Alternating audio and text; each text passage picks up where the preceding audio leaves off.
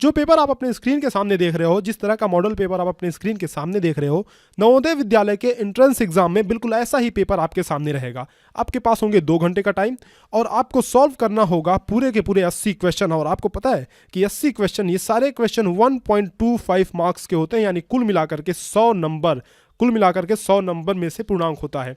आपको 100 में से 100 नंबर कैसे लाना है और इस पूरे पेपर को बहुत ही आसानी से 1.5 घंटे के अंदर अंदर कैसे सॉल्व करना है, इस वीडियो में आप जानने वाले हो, सीखने वाले हो।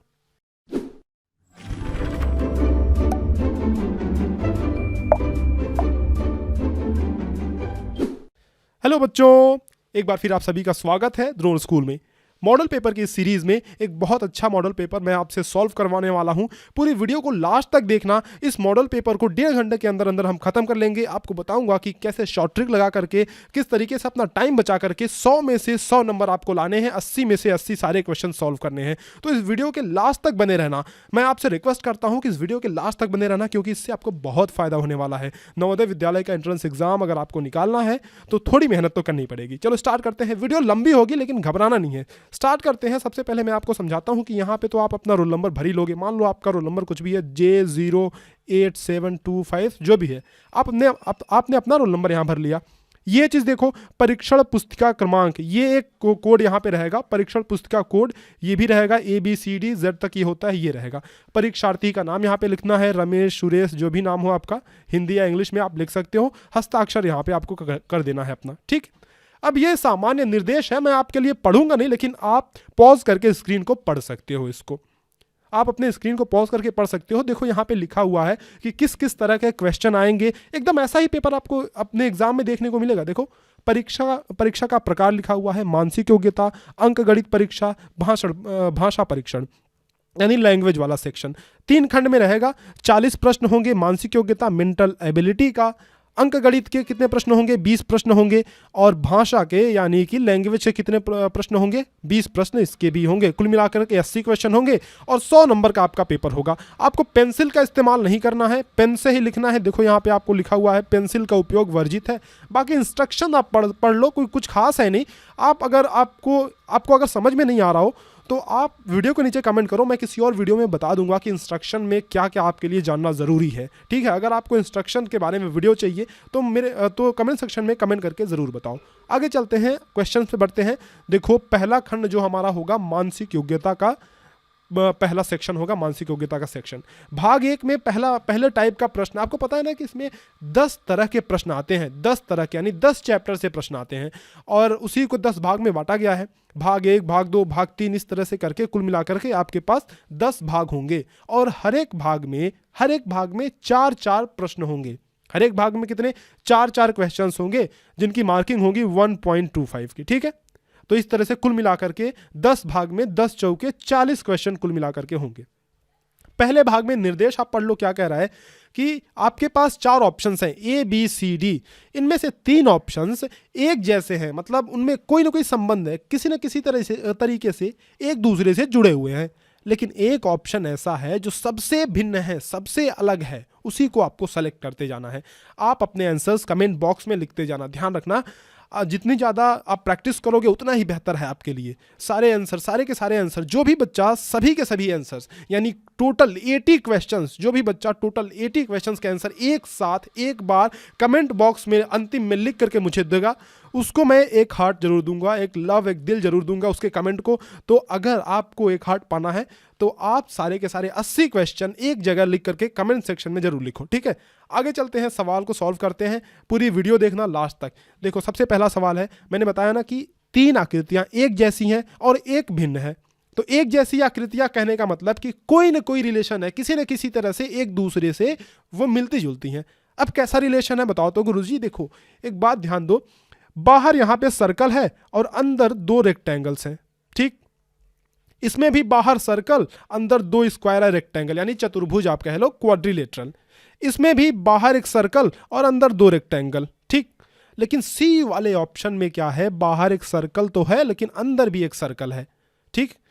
तो इसका मतलब क्या हुआ कि यहां में 2 सर्कल है, तो ये अलग है ना, सबसे अलग तो यही है। बाकी में एक सर्कल 2 रेक्टेंगल है और सी वाले में 2 सर्कल 1 रेक्टेंगल है, तो सबसे अलग तो यही हुआ ना। तो C option is correct one, C option correct option है। अगले सवाल पे देखो, ये सवाल क्या कहता है, क्या कहता है क्वेश्चन, इसमें भी चार ऑप्शन है आपके पास। एक ऑप्शन सबसे भिन्न है, सबसे अलग है, उसी को छांटना है आपको। देखो ये कागज की जहाज आप बनाते हो, बचपन के दिन याद करो, अभी तो आपका बचपना ही है, जहाज बना कर खेलते हो कागज से, तो कागज से जहाज बनती है, ठीक बात है। ये किताब है या कॉपी है, तो ये भी कागज की ही बनी हुई है। ये भी लिखने पढ़ने से ही संबंधित कोई ना कोई चीज़ है, पेन या फिर कागज मान लो आप। ये देखो, तो ये डी, सी और ए तीनों ऑप्शन एक दूसरे से मिलते जुलते हैं, मतलब इनमें पढ़ने लिखने वाली कोई चीज़ है, कागज की कोई चीज़ है। लेकिन बी ऑप्शन क्या है, ये एक पेंगुइन है। पेंगुइन आपको पता है, पेंगुइन एक बर्ड है। बहुत अच्छे होशियार बच्चे हो, तो बी ऑप्शन ही सबसे अलग ऑप्शन है। So B is the correct option, right. आगे बढ़ते हैं अगले सवाल पे। ये देखो बहुत जल्दी जल्दी करते हैं, जल्दी जल्दी आप अपने आंसर जो है कमेंट सेक्शन में लिखा करो, जल्दी जल्दी करते हैं। इसमें देखो बच्चे क्या है ना कि जो शेडिंग है वो अल्टरनेट करके है, मतलब एक एक छोड़ करके। देखो ये शेड है, ये शेड है और ये शेड है, इसमें भी ये शेडिंग अल्टरनेट है, यहाँ पे एक एक छोड़ करके शेडिंग की हुई है। डी वाले ऑप्शन में भी ये शेडिंग है और इसको छोड़ दिया गया है, ये वाला एरिया जो है इस वाले सेक्शन को शेडिंग कर दी गई है। लेकिन सी ऑप्शन में देखो ये तीनों एक साथ लगातार शेडिंग की गई है, तो सी ऑप्शन सबसे अलग है ना। C option is correct one. Next question, अगला सवाल देखो, इसमें क्या है, एक रॉकेट टाइप की कोई चीज़ है, रॉकेट ही मान लो आप। अब देखो सभी में रॉकेट एक ही है, उसकी डायरेक्शन बदल गई है, दिशा बदल गई है। इसमें इसका मुंह इधर है, इसमें इसका मुंह इधर है और इसमें इसका मुंह इधर है, डी में। लेकिन सी में रॉकेट की पूंछ गायब है, सी में देखो रॉकेट की पूंछ यहाँ से गायब है, तो सी ऑप्शन सबसे डिफरेंट है, सबसे अलग है। C option is the correct one. तो इस तरह से हमने एक सेक्शन कंप्लीट कर लिया, जिसमें से 4 क्वेश्चन हमने कंप्लीट कर लिए। आगे बढ़े, अगले सवाल पे चलते हैं, अगले भाग पे चलते हैं, जिसमें अलग तरह के क्वेश्चन होंगे। तो ये रहा भाग 2। इसमें किस टाइप के क्वेश्चन है, निर्देश आप पढ़ लो, मैं समझा देता हूं आपको। इसमें क्या है ना, बहुत आसान क्वेश्चन पूछे जाते हैं और सबसे आसान जो सेक्शन होता है मैं तो कहूंगा यही होता है। क्यों आसान है, क्योंकि आपके पास एक समस्या आकृति दी हुई है। निर्देश को पढ़ो, क्या लिखा हुआ है कि प्रश्न संख्या 5 से 8 में बाईं ओर एक चित्र दिया गया है, दाईं ओर ABCD से चिन्हित 4 उत्तर दिए गए हैं, जिनमें से एक जो है आपका वो प्रश्न आकृति से एकदम हूबहू मिलता जुलता है, मतलब समान आकृति वाला ये क्वेश्चन है। मैंने कई बार ये इस तरह के क्वेश्चंस को आपको कराया है। अगर आपने इंपॉर्टेंट सीरीज को फॉलो किया होगा तो आपको ये क्वेश्चंस बहुत आसान लगेंगे। देखो तो जरा ये बताओ, इसके हूबहू मिलता जुलता कौन सा है, कौन सा ऑप्शन है। तो मुझे दिख रहा है गुरुजी कि बी ऑप्शन जो है बिल्कुल इससे मिलता जुलता है, तो B option is the correct one. इसमें देखो, इसमें क्या है, ये चिड़िया थोड़ी गुस्सा गई है, इधर मुंह कर ली है, जबकि इसका मुंह होना चाहिए किधर, इधर की तरफ होना चाहिए। इसकी चोंच 2-2 है और यहां से पंख गायब है, तो ये भी नहीं हो सकता, ये भी नहीं हो सकता। डी और सी वाले में इसका पंख थोड़ा टेढ़ा है, तो ये तो होगा नहीं। D option is correct one, एकदम इसके जैसा डी मिलता जुलता है। 7वें क्वेश्चन पे चलते हैं, जल्दी जल्दी करेंगे, जल्दी जल्दी, क्योंकि टाइम बचाना है। 1.5 घंटे के अंदर ही अंदर इस क्वेश्चन पेपर को, पूरे क्वेश्चन पेपर को सॉल्व करना है। 100 में 100 नंबर आपको लेकर आना है। जिस भी बच्चे का 100 में 100 नंबर आएगा, जिस भी बच्चे का 80 में 80 क्वेश्चन सही होगा, आप अपने कमेंट सेक्शन, आप अपना उत्तर जो है, सारे के सारे उत्तर एक साथ, 80 उत्तर एक साथ लिख कर कमेंट सेक्शन में लिखना। मैं उस कमेंट को हार्ट जरूर करूंगा, मैं उस कमेंट को दिल जरूर दूंगा, लव जरूर करूंगा। आगे चलते हैं 7वें क्वेश्चन पे। इसमें देखो क्या है, एक कंप्यूटर है, हंसता हुआ कंप्यूटर। अभी तक हमने हंसते हुए बच्चे तो देखे थे, लेकिन हंसता हुआ कंप्यूटर भी देखो। हंसता हुआ एक मॉनिटर है, इसमें इसकी आंख गायब है, तो ये नहीं हो सकता। ये तो इसने तो मुंह ही बिचका लिया है, तो भाई ये तो गलत है ना, ये नहीं हो सकता। इसकी मुंडी थोड़ी सी धंस गई है, तो ये भी नहीं होगा, यानी सी ऑप्शन ही करेक्ट ऑप्शन है। कोरोना वायरस वाला सवाल है क्या अगला? अच्छा, बहुत इसने तबाही मचा रखी है, तो देखो भाई इससे बच के रहना है आपको, बिल्कुल प्रिकॉशंस लेके रहना है, मास्क वगैरह पहन के रहा करो, मतलब जब भी बाहर जाया करो, ठीक है। चलो ये अगला सवाल देखते हैं, अगला सवाल करो।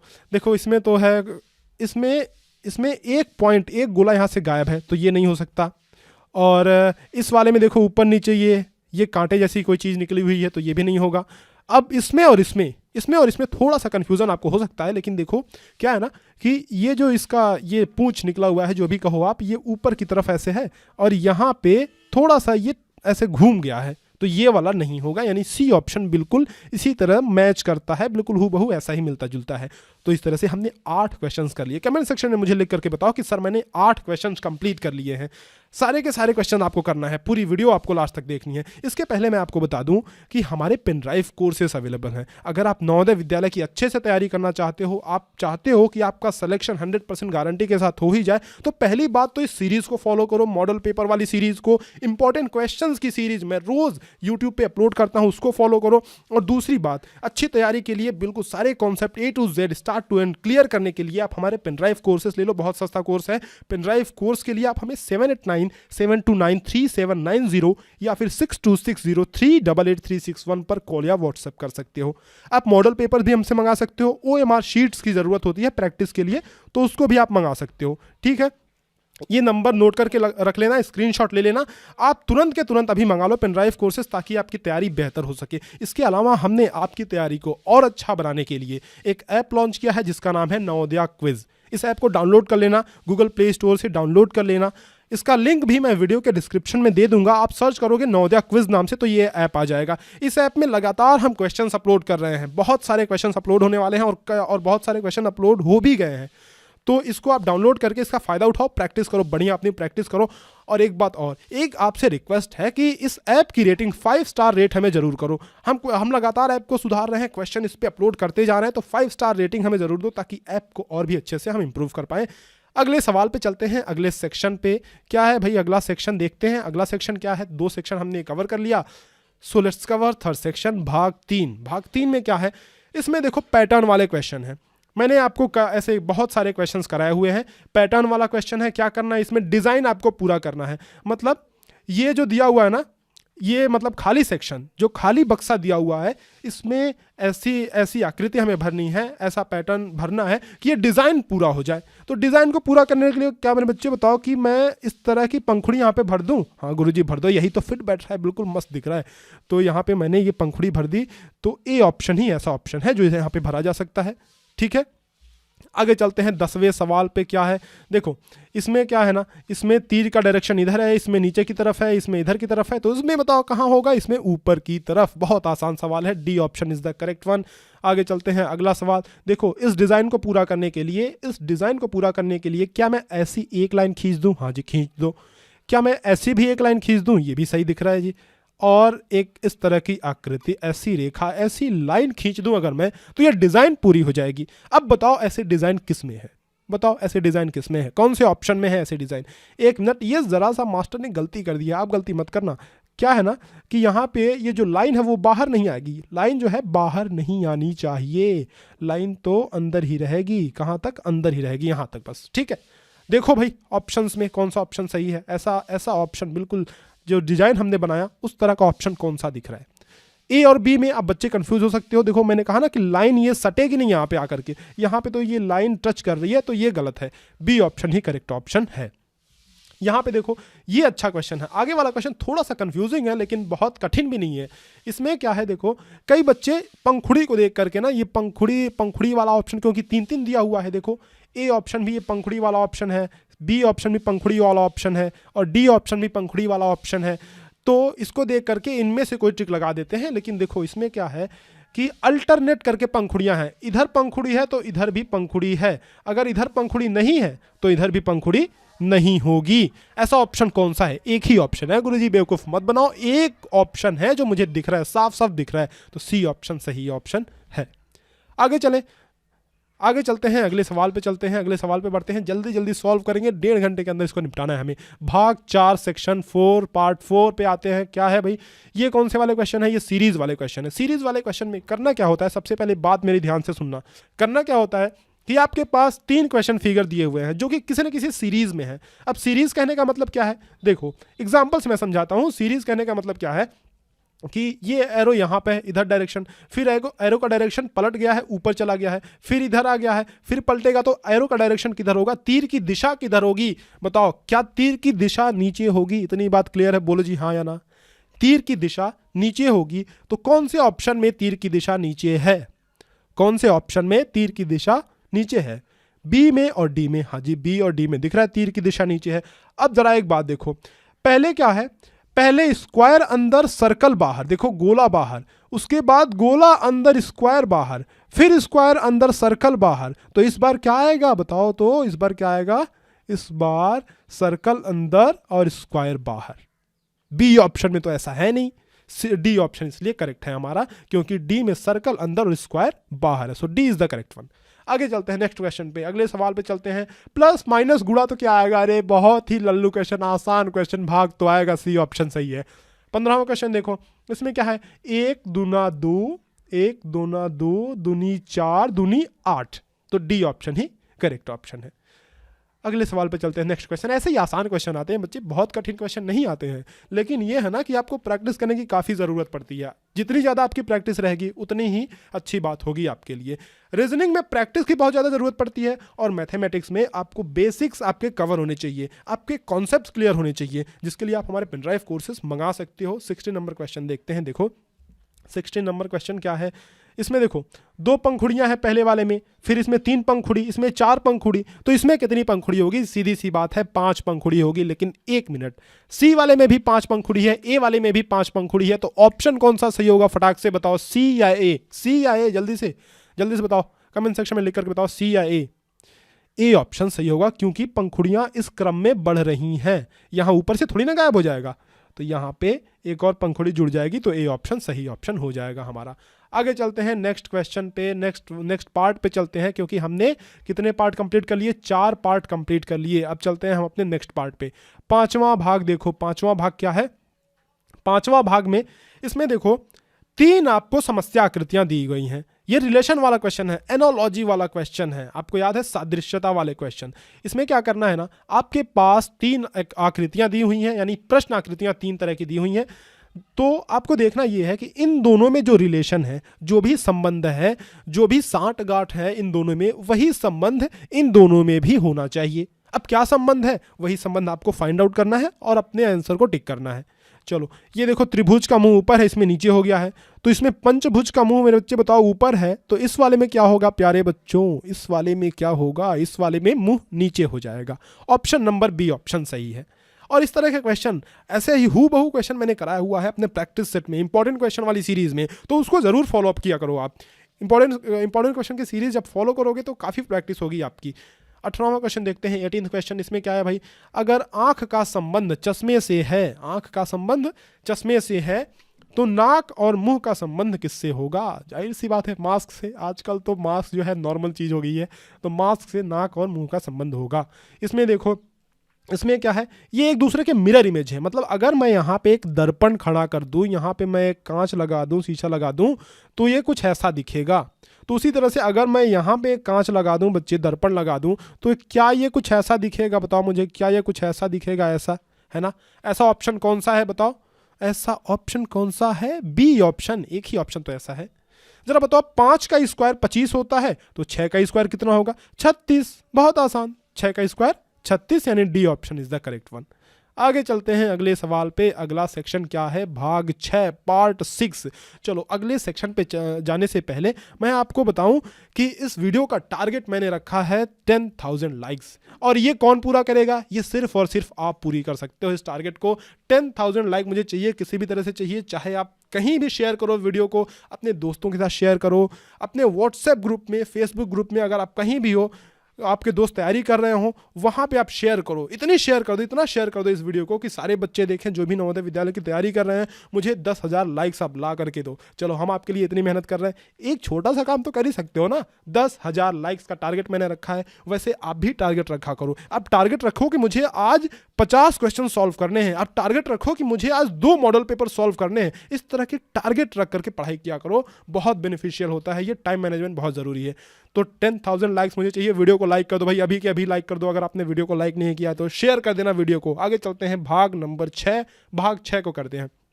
निर्देश, निर्देश पढ़ो, क्या निर्देश दिया हुआ है। वैसे निर्देश पढ़ने की बहुत ज़्यादा ज़रूरत नहीं है, एक आध बार आप पढ़ लिए हो तो सही बात है। देखो इसमें क्या है ना, आपके पास एक क्वेश्चन फिगर है, अब इस क्वेश्चन फिगर का एक टुकड़ा गायब है, वही टुकड़ा खोजना है। छोटी सी बात है, खोज लोगे। यहाँ पे देखो, अगर मैं इसको यूं ऐसे कवर करूँ तो कौन सी आकृति इसको ढकेगी, कौन सी आकृति इसमें फिट होगी, कौन सा कटिंग जो है इसमें फिट होगा, बताओ कौन सा कटिंग। मुझे लग रहा है कि बी ऑप्शन ही फिट होगा, दिख भी रहा है सीधे सीधे। आगे चलते हैं अगले सवाल पे। अगर मैं इसको पूरा कर दूं, यानी इस सर्कल को पूरा कर दूं, तो कौन सी आकृति इसमें फिट होगी बताओ। बी का नाक, बी की नाक तो बहुत ज़्यादा निकली हुई है, ये नहीं चलेगा, ये भी नहीं चलेगा, और इसकी तो ज़रूरत ही नहीं है डी वाले की, तो ए ऑप्शन ही सही ऑप्शन है। आगे चलते हैं नेक्स्ट क्वेश्चन 23rd। इसमें देखो, इसमें क्या करें हम, यहाँ से इसको कवर कर दो और देख लो भाई, इसमें ऐसा ऐसा ऐसा कैसा, ऐसा ऐसा ऐसा ऐसा फिगर कौन सा है, कौन सा है, बी वाले में तो ये कुछ ज़्यादा ही बढ़ गया है ना, तो और यहाँ पे तो ये टेढ़ा हो गया है, तो ये भी नहीं चलेगा, बी भी नहीं चलेगा, डी भी नहीं चलेगा, तो चलेगा कौन सा, ए ऑप्शन ही, पहला ऑप्शन ही सही है। अगर 24 वाले क्वेश्चन में आप यहाँ से इसको कवर कर दो तो क्या ये ट्रायंगल पूरा हो जाएगा, हाँ जी गुरुजी पूरा हो जाएगा, तो कौन सा इसमें भरेगा बताओ, ए ऑप्शन ही तो सही दिख रहा है, सीधे सीधे दिख रहा है भाई, बहुत आसान लल्लू क्वेश्चन है एकदम। आगे चलते हैं भाग नंबर 7 पे। देखो मैं थोड़ा तेज इसलिए बोल रहा हूँ, थोड़ा जल्दी जल्दी इसलिए कवर कर रहा हूँ ताकि डेढ़ घंटे के अंदर अंदर पूरा क्वेश्चन पेपर आपका खत्म हो जाए। देखना मैं कितनी जल्दी आपको करवा दूंगा, 100 में 100 नंबर आपके इस तरह से आ जाएंगे अगर इतनी स्पीड से आप क्वेश्चन पेपर को सॉल्व करते जाओगे तो। और आपको ज़रूरत भी है, क्योंकि 2 घंटे का टाइम, वो 2 मत मान के चलो ना, आप 1.5 ही मान के चलो कि आपके पास 1.5 घंटे का टाइम है, तभी जाके आप अपना टारगेट पूरा कर पाओगे। अगर आपको मेरे बोलने की स्पीड तेज लग रही है तो YouTube में ऑप्शन होता है वीडियो को थोड़ा सा स्लो करने का, स्लो कर लेना। अगर मैं धीरे बोल रहा हूँ आपके लिए तो आप उसको फास्ट कर सकते हो, ठीक है, इतने होशियार तो आप हो ही। आगे चलते हैं भाग नंबर 7 पे। इसमें क्या है, मिरर इमेज आपको बताना है। मिरर इमेज मतलब दर्पण प्रतिबिंब आपको बताना है। आपके पास एक क्वेश्चन फिगर है, यानी समस्या आकृति है, 4 ऑप्शंस है, दर्पण फिगर बताना है। तो ये कैसा बनेगा, देखो मैं बना के दिखाता हूँ ये कैसा बनेगा। सबसे नज़दीक, दर्पण के नज़दीक सबसे नज़दीक कोना ये वाला है, तो सबसे नज़दीक ये बनेगा। उसके बाद ये कुछ यूँ जाएगा, ये वाला कोना यहाँ पे बनेगा। उसके बाद ये ऐसे आएगा, ये वाला कोना यहाँ पे बनेगा, और यहाँ पे एक सर्कल बन जाएगा। तो देखो ऐसा ऑप्शन कौन सा है, ए तो नहीं दिख रहा है ऐसा, B option, yes B option is the correct one. आगे चलते हैं next question. Next question is 26वां नंबर क्वेश्चन। देखो भाई, सबसे पहली बात तो ये समझो आप कि अगर इसकी पत्ती जो है इधर की तरफ है, तो पत्ती शीशे में इसका प्रतिबिंब इस तरह से बनेगा, और ये ऐसे बनेगा, यहाँ पे ये फूल ऐसे बन जाएगा, ठीक है, पंखुड़ियाँ, मतलब पत्ती जो होगी वो बाएं तरफ होगी। तो जरा बताओ मुझे, बाएं तरफ पत्ती किसकी है, क्या ए की पत्ती ये बाएं तरफ है, नहीं है ना, तो इसको काट दो ना, ये तो वैसे ही आड़ा टेढ़ा है, तो इसकी तो हमें ज़रूरत ही नहीं है। डी में भी पत्ती दाहिने तरफ है, तो ये भी गलत है। एक ही ऑप्शन ऐसा है जिसमें पत्ती बाएं तरफ है। तो अगर आप एक पॉइंट को पकड़ोगे ना, आपको पूरा बनाने की ज़रूरत नहीं है, पूरा फिगर आपको बनाने की ज़रूरत नहीं है, किसी एक पॉइंट को पकड़ोगे, और ऐसा ही क्वेश्चन एग्जाम में आते हैं, किसी एक पॉइंट को पकड़ोगे तुरंत आपको आंसर पता चल जाएगा। तो सी ऑप्शन ही सही ऑप्शन है। इसमें बताओ, ये पेंगुइन क्या कर रही है भाई, अपना चेहरा शीशे में देख रही है, बहुत सुंदर है। पेंगुइन अपना चेहरा जो है शीशे में देख रही है, दर्पण में। देखो तो अगर ये आप भी अपना चेहरा ऐसे देखते हो, तो आपका जो प्रतिबिंब है वो आपकी तरफ ही देखते हुए नजर आता है ना, तो इसकी चोंच इधर की तरफ हो जाएगी और पूंछ ऐसे कुछ इस तरह से हो जाएगी। तो देखो कौन सा ऑप्शन होगा, ए और सी ऐसा ऑप्शन दिख रहा है, लेकिन सी में पूंछ इसकी लंबी हो गई है। आप जब अपना चेहरा शीशा में देखते हो तो आपकी नाक थोड़ी लंबी थोड़ी हो जाती है, उतनी तो रहती है जितनी रहती है। तो ए ऑप्शन ही सही ऑप्शन होगा, ए ऑप्शन करेक्ट वन। आगे चलते हैं, अगला सवाल। चलो इसको आप खुद कमेंट करके बताओ, खुद कमेंट करके बताओ, स्वैग का सिंबल है, खुद कमेंट करके बताओ आंसर। आप बताना कि कौन सा ऑप्शन सही ऑप्शन है। मैं इसको नहीं बताने वाला हूं क्योंकि आपसे थोड़ी मेहनत करवाना चाहता हूं, आलसी मत बनो, कमेंट करके बताओ। आगे चलते हैं अगले सवाल पे, भाग नंबर 8 करते हैं। निर्देश जरा पढ़ लो, क्या है इसमें, तो वैसे ही दिख रहा है, क्या करना है, निर्देश पढ़ने की जरूरत नहीं है, फिर भी आप पढ़ लो स्क्रीन को पॉज करके अगर पढ़ना हो तो।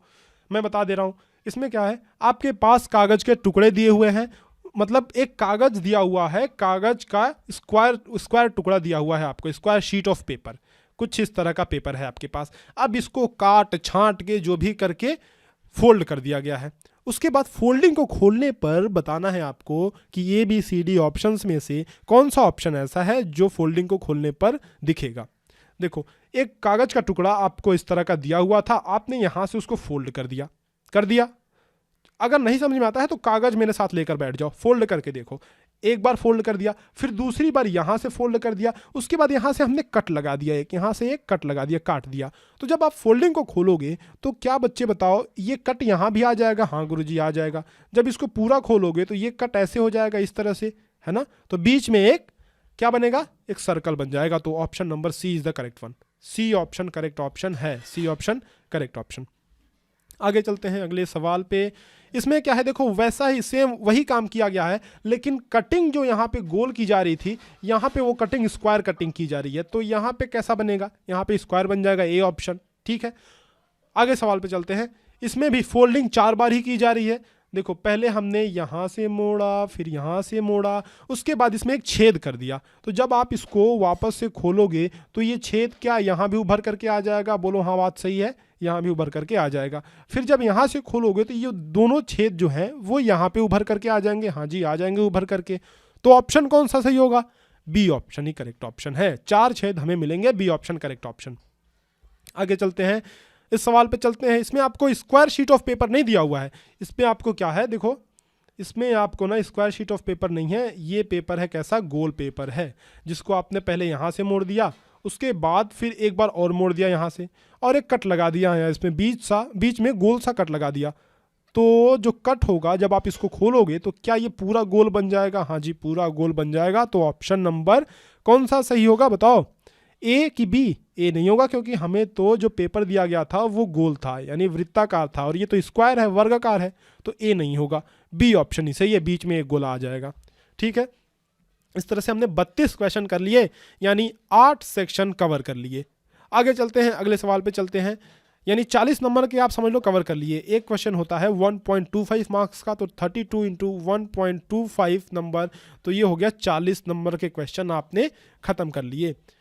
आगे चलते हैं, अगले सवाल पे चलते हैं। भाग 9 पार्ट 9 में क्या लिखा हुआ है, देखो इसमें क्या है कि क्वेश्चन फिगर में आपके पास कई सारे टुकड़े दिए हुए हैं, आपको इन टुकड़ों को जोड़ करके बताना है कि ए बी सी डी में से कौन सा ऐसा ऑप्शन है जो इन टुकड़ों को जोड़ने पर प्राप्त होगा। तो सबसे पहला काम तो आप इसमें ये किया करो कि टुकड़ों को गिन लिया करो, कितने पीसेस हैं, 1 2 3, 3 पीसेस हैं। इसमें कितने पीसेस हैं, 1 2, तो ये तो हो ही नहीं सकता ना। इसमें कितने, 1 2, ये भी नहीं हो सकता। इसमें 1 2 3 पीसेस तो है, लेकिन ये वाला टुकड़ा, दिस वन, ये वाला टुकड़ा तो हमें कहीं नजर नहीं आ रहा है क्वेश्चन में, तो ये भी नहीं होगा, बी ऑप्शन ही सही होगा, बी ऑप्शन सही ऑप्शन है। अगले सवाल पे चलते हैं। अगर आप उसी तरह से इन तीनों टुकड़ों को भी जोड़ोगे बच्चों, तो इसमें देखो 1 2 3 4 पीसेस है, और इसमें 1 2 3 ही है, तो 3 हमें चाहिए, 4 तो चाहिए नहीं, ये नहीं होगा। इसमें 1 2 3 तो है, लेकिन ये वाला टुकड़ा थोड़ा सा ये टेढ़ा निकला हुआ है, जबकि ऐसा टुकड़ा हमारे पास कोई नहीं है क्वेश्चन में। डी ऑप्शन में 1 2 3 4 पीसेस हैं, 4 हमें नहीं चाहिए, तो सी ऑप्शन ही सही ऑप्शन होगा। उसी तरह से इसमें भी टुकड़े गिन लो। इसमें तो ऐसे जो कॉम्प्लेक्स क्वेश्चन आते हैं ना, इसमें बस टुकड़े गिन के काम चल जाते हैं, क्योंकि अगर आप इसको फिट करने बैठोगे तो बहुत टाइम लगेगा। तो सबसे पहला काम किया करो, मैं बता रहा हूँ, बहुत सीक्रेट है, बताना मत किसी को। सबसे पहला काम जो आप करना, वो टुकड़े सारे गिन लेना। 1 2 3 4 5 6 7, 7 टुकड़े हैं, तो इन सभी में आप गिनोगे तो उसमें भी 6 टुकड़े पाओगे, इसमें भी 6, इसमें भी 6। डी वाले ऑप्शन में 7 टुकड़े आपको मिल जाएंगे, तो डी ऑप्शन ही करेक्ट ऑप्शन है। उसी तरह से अगर 36वां क्वेश्चन मैं देखूं, तो इसमें 3 टुकड़े हैं, 1 2 3, तो 3 टुकड़े किसमें हैं, 1 2 3, यही वाला ऑप्शन सही ऑप्शन हो जाएगा हमारा। इसमें तो 2 ही टुकड़ा है, 1 2, और ये थोड़े गड़बड़ है, ए वाले में 2 ही टुकड़ा है, तो कौन सा ऑप्शन सही होगा, बी ऑप्शन सही ऑप्शन है। आगे चलते हैं, 4 क्वेश्चन और बचे हैं मेंटल एबिलिटी के। ये कंप्लीट करने के बाद हमारा मेंटल एबिलिटी वाला यानी मानसिक योग्यता वाला सेक्शन समाप्त हो जाएगा। उसके बाद हम स्टार्ट करेंगे मैथमेटिक्स का सेक्शन। 4 क्वेश्चन जल्दी जल्दी कर लें, और मैं चाहता हूं कि सभी बच्चे इन चारों क्वेश्चंस के आंसर मुझे जरूर दें, कमेंट सेक्शन में जरूर लिखें, आपकी प्रैक्टिस अच्छी होगी। 37वां क्वेश्चन करते हैं। इसमें क्या है, आपको छिपी हुई आकृति निकालना है। छिपी हुई आकृति, निर्देश पढ़ो क्या कह रहा है कि प्रश्न संख्या 37 से 40 में बाईं ओर प्रश्न चित्र दर्शाया गया है, यहाँ दर्शाया होना चाहिए, तथा दाईं ओर ABCD से चिन्हित 4 उत्तर चित्र दर्शाए गए हैं। ABCD उत्तर चित्र में से उस चित्र को चुने जिसमें प्रश्न चित्र छिपा हुआ है, सम्मिलित हुआ है। अपने उत्तर को दर्शाने के लिए OMR शीट में आपको भरना है। तो क्या है कि उत्तर प्रश्न आकृति में एक चित्र है, एक आकृति है, जो कि ABCD में से कहीं ना कहीं छिपा हुआ है। इसमें से आपको छांट करके निकालना है कौन सा ऑप्शन सही है। तो ये F टाइप की कुछ आकृति है, तो ऐसा देखो A ऑप्शन में छिपा हुआ है, पहला ही ऑप्शन सही है हमारा।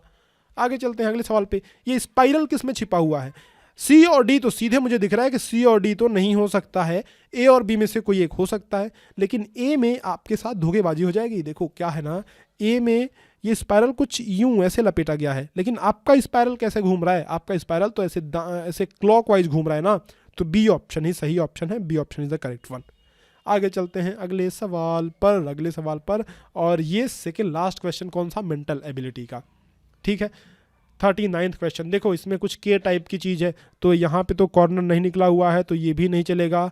ये यहाँ पे देखो, यहाँ छिप के बैठा हुआ है, यहाँ छिप के बैठा हुआ है, ऐसे दिख रहा है आपको, यहाँ पे छिप के ये ऐसे बैठा हुआ है, तो बी ऑप्शन ही करेक्ट ऑप्शन है। 40वां क्वेश्चन, इसका आंसर आप खुद कमेंट करके मुझे बताओगे। वीडियो को पॉज कर लो, स्क्रीनशॉट ले लो, स्क्रीनशॉट जिसको लेना है ले लो, जिसको भी स्क्रीनशॉट लेना है ले लो, इसको मुझे आप कमेंट सेक्शन में लिख कर बताओ कि सर 40 वाले क्वेश्चन का ये आंसर होगा। मैंने आपको पहले से कह रखा है ना कि जो भी बच्चा सारे के सारे 80 क्वेश्चन के उत्तर मुझे कमेंट सेक्शन में लिख करके देगा एक साथ एक जगह पे, उसके कमेंट को मैं लव जरूर करूंगा। एक एक दिल उन सभी बच्चों को मिलेगा जो सारे के सारे 80 क्वेश्चन सॉल्व करके मुझे दिखाएंगे कमेंट सेक्शन में, ऑप्शन लिख के बताएंगे।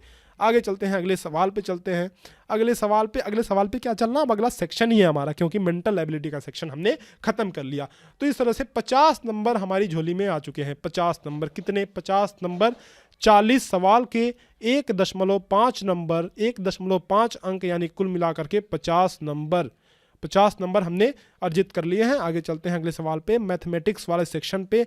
उसके पहले मैं आपको एक बार फिर से याद दिला दूं कि अगर आप अपनी बेहतरीन तैयारी करना चाहते हो, सारे कॉन्सेप्ट जो है क्लियर करना चाहते हो, बिल्कुल A to Z, and to start to end सब कुछ क्लियर करना चाहते हो, तो आप पेन ड्राइव कोर्सेज ले लो, जल्दी से जल्दी मंगा लो, क्योंकि एग्जाम बहुत नज़दीक आ गया है। टाइम अब आपके पास नहीं है, ये मत समझो कि बहुत टाइम है, टाइम बहुत कम है, कंपटीशन बहुत बढ़ गया है, तो टाइम आपके पास कम है। पेन ड्राइव कोर्सेस आप मंगा लो, स्क्रीनशॉट ले लो, ये नंबर है हमारा 7897293790 6260388361। पेन ड्राइव कोर्स लिख करके आप हमें व्हाट्सअप करो, ताकि हम आपको पेन ड्राइव कोर्स भेज सके। मॉडल पेपर्स की आवश्यकता है तो मॉडल पेपर भी आप हमसे मंगा सकते हो, OMR शीट्स भी मंगा सकते हो।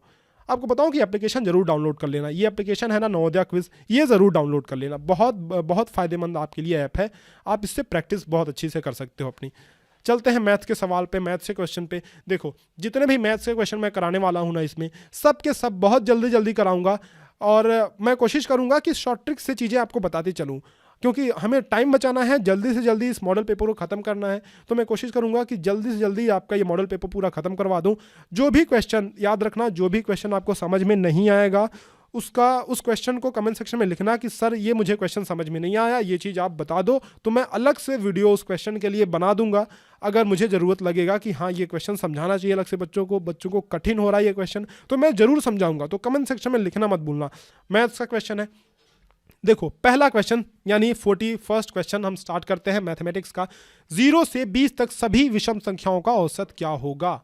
0 से 20 तक सभी विषम संख्याओं का औसत क्या होगा? तो देखो अगर ऐसा क्वेश्चन आपके पास आए ना, और आपसे पूछा जाए कि विषम संख्याओं का औसत यानी ऑड नंबर का एवरेज पूछा जाए, तो अंतिम विषम संख्या जो है, अंतिम विषम संख्या, उसमें 1 जोड़ करके 2 से भाग दे देना, एवरेज आ जाएगा सीधा। क्या मैंने बोला, बात ध्यान से सुनो।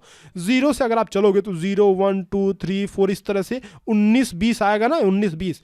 तो मुझे बताओ अंतिम विषम संख्या क्या है? अंतिम विषम संख्या 20 जो है वो तो सम संख्या है, इवन नंबर है। आपको चाहिए अंतिम विषम संख्या, कौन सी है? 19 अंतिम विषम संख्या है। तो आप क्या करना, 19 में 1 जोड़ो, 19 + 1 और 2 से भाग दे दो, तो 19 और 1 20/2। बोलो आसान था, सब बच्चे बोलो आसान था, आसान क्वेश्चन था ना। तो ये 2 दहा में 20 यानी 10 कौन सा ऑप्शन है? सी ऑप्शन ही सही ऑप्शन है। तो इस तरह से शॉर्ट ट्रिक का यूज़ करके आप क्वेश्चन को बहुत आसान बना सकते हो। कितना टाइम लगा? 5 सेकेंड बस। तो ऐसे क्वेश्चन आएंगे तुरंत आप कर लोगे ना। आगे चलते हैं अगले सवाल पे। 300 तक ऐसी कितनी संख्याएं हैं जो 3 तथा 5 दोनों से विभाज्य हैं? जब भी ऐसा सवाल आए आपके दिमाग में तुरंत क्लिक करना चाहिए कि मुझे लसा निकालना है, यानी एलसीएम निकालना है। बताओ बच्चों 3 और 5 का एलसीएम कितना होता है? जिसको एलसीएम नहीं आता है मुझे कमेंट सेक्शन में लिखकर बताओ, सर मुझे एलसीएम नहीं आता है, एलसीएम पे वीडियो ला के दो, मैं वीडियो ला के दूंगा आपको। 3 तथा 5 का एलसीएम क्या होगा? आपको एलसीएम निकालने आता है ना, तो 3 और 5 का एलसीएम हो जाएगा 15। ठीक है, 3 और 5 के एलसीएम निकाल के बताऊं क्या मैं? अरे बहुत छोटी चीज़ है भाई, इतनी छोटी चीज़ मत पूछा करो मैं बता दूंगा आपको अगले वीडियो में। फिलहाल मैं बता ही देता हूं। तो 3 × 1 = 3 और 5 तो कटेगा नहीं, 5 से मैं काटूं तो 1 जूं का तू रहेगा, 5 × 1 = 5। अब नीचे 1 1 हो गया ना, तो समझ लो ये हमारा स्टेप खत्म हो गया। अब क्या करना है, 3 और 5 का आपस में गुणा कर देना है, इधर की जो संख्या है, तो 3 × 5 ये हो गया 15। कितना? 15। तो 15 हमारा एलसीएम हो गया। अब 15 एलसीएम हो गया, तो आपको एक स्टेप और आगे बढ़ना है। आधी जर्नी हमने कंप्लीट कर ली, एक स्टेप और आगे बढ़ना है। और उसमें क्या होगा, जो ये संख्या 300 दी हुई है आपके पास ना, तो 300 में 15 का भाग दे दो, 300 में 15 का भाग दे दो, 15 दूनी 30, 15 दूनी 30, 0। तो 20 ऑप्शन यानी सी ऑप्शन ही करेक्ट ऑप्शन है। आगे चलते हैं अगले सवाल पे। रमेश और सुरेश की आयु का योग होना चाहिए, सॉरी थोड़ा सा मिस्टेक है यहाँ पे, आयु का योग 55 वर्ष है तथा अनुपात 6 संबंधे 5 है। तो सुरेश की आयु ज्ञात कीजिए। देखिए ऐसे क्वेश्चन में क्या करना है आपको, ऐसे क्वेश्चन में आपको मान लेना है कि रमेश की आयु जो है वो 6x है और सुरेश की आयु जो है वो 5x है। देखो रमेश की आयु और सुरेश की आयु, सबसे पहले किसकी बात की जा रही है गुरुजी, रमेश की बात की जा रही है, तो रमेश की आयु मान लो 6x। उसके बाद किसकी बात की जा रही है, सुरेश की बात की जा रही है, तो सुरेश की आयु मान लो 5x। दोनों को जोड़ दो, 6 + 5 11x हो गया। अब 11x = 55 कर दो। क्या करोगे आप, 11x = 55, क्योंकि योग जो है देखो हमने जोड़ा तो दोनों की आयु जोड़ दी हमने, रमेश की आयु और सुरेश की आयु दोनों को जोड़ करके 11x हो रहा है, और यही तो हमसे कहा गया है कि ये 55 के बराबर है। तो 11x = 55 कर दो। बताओ बच्चे कि यहाँ पे x का मान कितना आएगा, क्या मैं यहाँ से 11 × 5 = 55 कर सकता हूँ, हाँ जी कर सकते हो। तो x = 5 आ गया, x = 5 आ गया। अब 5 किसी की आयु नहीं है, 5 किसी की आयु नहीं है, 5 तो x की वैल्यू है ना। हमसे क्या पूछा है, सुरेश की आयु ज्ञात कीजिए। तो सुरेश की आयु कितनी है, सुरेश की आयु है 5x, और x की वैल्यू कितनी है 5, x की वैल्यू 5 है, तो 5x की वैल्यू कितनी हो जाएगी 5 × 5, क्योंकि x की जगह पे हम 5 रख देंगे। तो 5 × 5 25, 25, ये 25 हो गया। B option is the correct one. अगले सवाल पे चलते हैं। अगला सवाल क्या कहता है अगला क्वेश्चन, संख्या 18 और 36 का महत्तम समापवर्तक HCF 18 है, तो इनका लघुत्तम समापवर्तक क्या होगा। अब याद करो मैंने आपको ट्रिक बताई थी कि आपको दोनों संख्या, देखो एक ट्रिक मैंने बताई थी कि गुणनफल इज इक्वल टू यानी मल्टीप्लिकेशन इज इक्वल टू गुणनफल बराबर क्या होता है, लसा गुणे मस, यानी multiplication is equal to LCM गुणे HCF। तो मल्टीप्लिकेशन आप निकाल सकते हो 18 × 36, 18 × 36, 18 × 36 इज इक्वल टू मौसा कितना दिया हुआ है, मौसा 18 दिया हुआ है, मौसा 18 दिया हुआ है, आपको लौसा निकालना है, लौसा आपको निकालना है, और मौसा दिया हुआ है 18। ठीक है, तो क्या मैं 18 को इस 18 से काट सकता हूँ, हाँ जी। अब इधर लौसा बचा, इधर 36 बचा, यानी लौसा बराबर 36, बी ऑप्शन करेक्ट ऑप्शन है। अब चाहो तो इसको डायरेक्ट भी निकाल सकते हो, आपसे यही तो पूछा गया है कि लघुत्तम समापवर्तक क्या होता है, क्या होगा 18 और 36 का। तो 18 और 36 का लसा जो है आप निकाल ही सकते हो LCM, लेकिन कभी कभी इसकी ज़रूरत पड़ जाती है, जब इससे कठिन क्वेश्चन आएंगे। मैंने ट्रिक इसीलिए बताया कि ज़रूरत पड़ जाती है, यहाँ तो आप डायरेक्ट निकाल सकते हो, लेकिन इसकी बहुत बार ज़रूरत पड़ती है। इस फॉर्मूले पे क्वेश्चन बहुत पूछे जाते हैं, गुणनफल इज इक्वल टू लसा गुणे मसा, तो इसको आप नोट करके रख लेना। आगे चलते हैं 45वें क्वेश्चन पे। 45वां सवाल है हमारा, 800 रुपये का 6% वार्षिक ब्याज की दर से 3 वर्ष का साधारण ब्याज क्या होगा। बहुत सिंपल सा फॉर्मूला क्या है, SI यानी simple interest is equal to PRT by 100, PRT by 100। अब P क्या है, P मतलब मूलधन है जो कि 800 रुपये है यहाँ पे, R मतलब रेट है यानी दर है जो कि यहाँ पे 6% है, T मतलब टाइम है जो कि समय है 3 वर्ष। तो P की जगह पे हम रखेंगे 800, R की जगह पे हम रखेंगे 6, और T की जगह पे टाइम की जगह पे हम रखेंगे 3, और बटे 100। तो ये कितना हुआ PRT बाई 100। तो क्या मैं 0 से 0 काट सकता हूँ, 00 से 00 कट गया, 8 3 के 24 और 24 6 के 144, यानी सी ऑप्शन ही करेक्ट ऑप्शन है। बहुत आसान सवाल था, साधारण ब्याज का क्वेश्चन था, बहुत आसान था। चलते हैं अगले सवाल पे चलते हैं। ये अच्छा क्वेश्चन है, ध्यान देना। तब तक मैं इधर का थोड़ा ये कचरा साफ कर लेता हूँ उसके बाद मैं आपको सवाल कराता हूँ। बच्चे देखो, आधा क्वेश्चन लगभग हमने, आधा क्वेश्चन पेपर आधे से ज़्यादा हमने सॉल्व कर लिया, 46वें क्वेश्चन पे पहुँच गए। तो इस वीडियो को पूरी देखनी है आपको, ऐसा नहीं छोड़ के नहीं जाना है, मेहनत तो करनी पड़ेगी। नवोदय विद्यालय का एग्जाम निकालना है तो ऐसे नहीं निकलेगा बच्चे, मेहनत तो करना ही पड़ेगा। 46 नंबर क्वेश्चन, 5 सेंटीमीटर भुजा वाले 2 घनों को उनके सिरों से मिलाने पर प्राप्त घनाभ का पृष्ठीय क्षेत्रफल क्या होगा। अब देखो 5 सेंटीमीटर भुजा वाले 2 घन हैं आपके पास, 2 क्यूब हैं, कुछ इस तरह के आपके पास 2 क्यूब हैं जिनका हर एक किनारा जो है वो है 5 सेंटीमीटर, यानी लंबाई भी 5 सेंटीमीटर, चौड़ाई भी 5 सेंटीमीटर, ऊंचाई भी 5 सेंटीमीटर। इसी तरह के दो घन हैं आपके पास, कितने हैं बताओ, आपके पास इसी तरह के दो घन हैं, कितने हैं, दो घन आपके पास हैं इसी तरह। तो आपको क्या करना है ना, इन दोनों घनों को ऊपर नीचे रख देना है। देखो ये दो घन हैं आपके पास, तो इन दोनों घनों को आपको ऊपर नीचे रख देना है। तो देखो अगर मैंने यहाँ पे ऊपर इसके रख दिया एक और घन को, तो क्या बच्चे बताओ ये कुछ इस तरह से दिखेगा। ये फिगर आपको समझ में आ रहा है, दोनों घनों को मैंने ऊपर नीचे रख दिया। तो अब इसकी ऊंचाई कितनी हो गई, अब इसकी ऊंचाई हो गई, ऊंचाई कितनी हो गई, 5 और 5 मिलके 10 हो गए, और चौड़ाई तो उतनी ही रहेगी, लंबाई चौड़ाई उतनी ही है, लंबाई जो है वो भी 5 है, चौड़ाई भी 5 है, तो लंबाई चौड़ाई तो 5 ही है, ऊंचाई जो है वो 10 हो गया है। अब पृष्ठीय क्षेत्रफल निकालना है, तो आपको फार्मूला पता है ना, फार्मूला क्या होता है, 2 into L B plus B H plus H L. इसका मतलब क्या हुआ, दो गुणे लंबाई इंटू चौड़ाई, लंबाई इंटू चौड़ाई प्लस चौड़ाई इंटू ऊंचाई, चौड़ाई इंटू ऊंचाई प्लस ऊंचाई इंटू लंबाई, ऊंचाई इंटू लंबाई, है ना। तो ये फॉर्मूला होता है, फॉर्मूला रट लेना, याद कर लेना, रटना बहुत ज़रूरी है कुछ कुछ फॉर्मूले। तो 2 into L B plus B H plus H L, इसका फॉर्मूला ये होता है। तो अब देखो हम लंबाई चौड़ाई ऊंचाई सब इसमें रख देते हैं। लंबाई कितनी है बताओ, लंबाई, लंबाई यहाँ पे 5 है ना, तो 5 हमने रख दिया यहाँ पे 5 लंबाई, चौड़ाई भी 5 है तो 5 इंटू 5 प्लस चौड़ाई गुणे ऊंचाई, तो चौड़ाई 5 है और ऊंचाई अभी हमने बताया कि 10 हो गया, दोनों को एक दूसरे के ऊपर स्टैक करके हमने रख दिया, तो ऊंचाई 10 हो गया, 5 इंटू 10 प्लस ऊंचाई गुणे लंबाई, ऊंचाई 10 है लंबाई 5 है।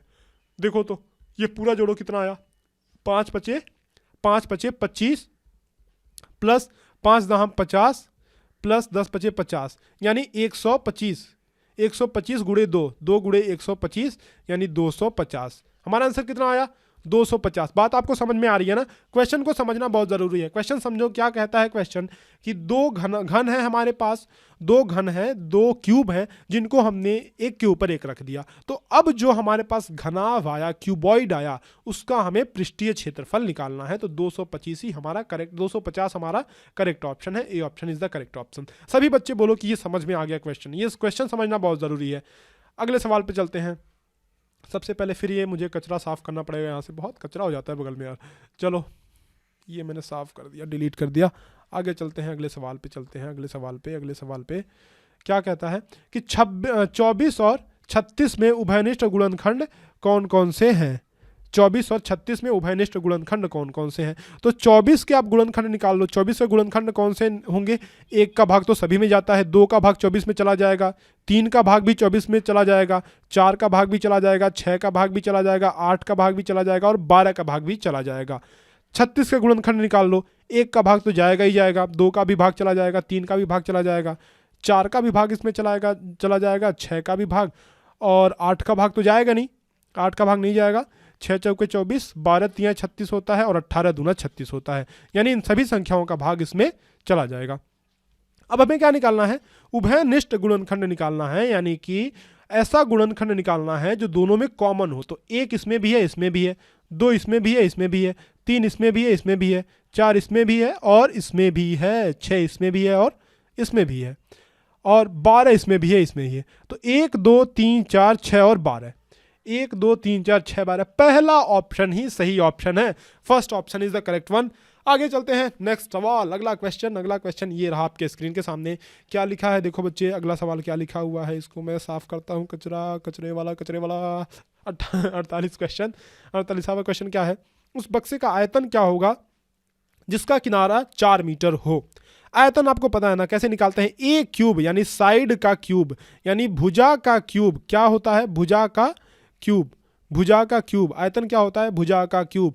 तो 4 मीटर है ना, और हमारे आंसर देखो किस में है, आंसर हमारे घन सेंटीमीटर में है, सेंटीमीटर सेंटीमीटर सेंटीमीटर सेंटीमीटर सब सेंटीमीटर में है। तो आप क्या करो, पहले 4 मीटर को सेंटीमीटर में बदल लो। बताओ बच्चों, 1 मीटर में कितना सेंटीमीटर होता है, 1 मीटर में होता है 100 सेंटीमीटर, तो 4 मीटर में कितना सेंटीमीटर होगा, 400 सेंटीमीटर, यानी हमने 400 सेंटीमीटर में बदल लिया, सेंटीमीटर में बदल लिया मीटर को। अब ए क्यूब करेंगे तो 400 का क्यूब हमें निकालना है, 400 का क्यूब। तो 4 चौके 16 चौके 64 और 2 2 4 2 6 जीरो हो जाएगा, क्योंकि यहाँ पे 3 है ना, तो 3 का गुणा हो जाएगा, जीरोस मतलब 3 गुना जीरो हो जाएंगे। तो 2 जीरो है, 2 दूनी 4 और 2 तिहाई 6, यानी 6 जीरो यहाँ पे हमें लगाना पड़ेगा। 64 के बाद 6 जीरो, 1 2 3 4 5 6, 6 जीरो किस में है? 64 के बाद 6 जीरो। डी ऑप्शन ही सही ऑप्शन है, 64 के बाद 6 जीरो हमें चाहिए।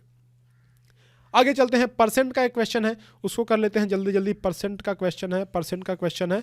अगला सवाल क्या कहता है कि संख्या 70 40 से कितने प्रतिशत अधिक है।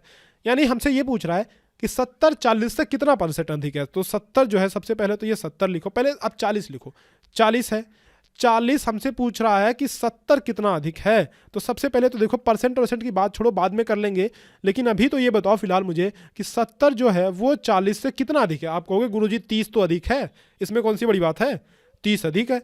अब क्या है कि 40 हमने बेस मान रखा है, यानी हम तुलना कर रहे हैं 40 से, तो 40 को नीचे रखेंगे, 30 को ऊपर रखेंगे, क्योंकि 30 ज़्यादा है।